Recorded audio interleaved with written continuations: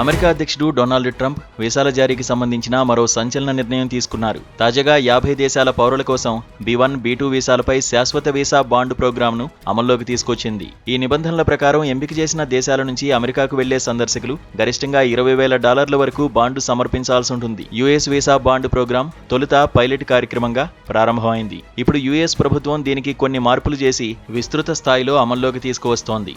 ఈ మేరకు అమెరికా విదేశాంగ శాఖ వెల్లడించింది. 50 నిర్దేశిత దేశాల నుంచి వ్యాపారం, పర్యాటకం వంటి తాత్కాలిక పనుల కోసం వచ్చే సందర్శకులు కొంత మొత్తాన్ని డిపాజిట్ చేయాల్సి ఉంటుంది. కొత్త నిబంధనలు ఆగస్టు 3, 2026 నుంచి అమల్లోకి రానున్నాయి. ఈ ప్రోగ్రాం వల్ల వీసా గడువు ముగిసిన దేశంలోనే ఉండిపోయే వారి సంఖ్య గణనీయంగా తగ్గిపోయిందని అధికారులు గుర్తించారు. దీంతో దీన్ని శాశ్వతంగా అమలు చేయాలని నిర్ణయించారు.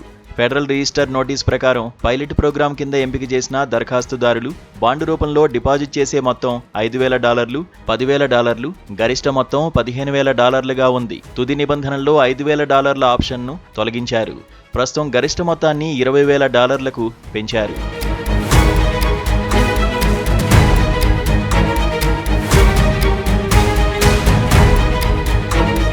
అయితే వీసా ఓవర్ స్టే రేటు ఎక్కువగా ఉన్న 50 దేశాల పౌరులకు ఈ నిబంధనలు వర్తిస్తాయి. ఈ జాబితాలో ఆఫ్రికా, ఆసియా, దక్షిణ అమెరికా దేశాలు ఉన్నాయి. కానీ ఈ జాబితాలో భారత్ పేరు లేకపోవడం ఊరటనిచ్చే విషయం.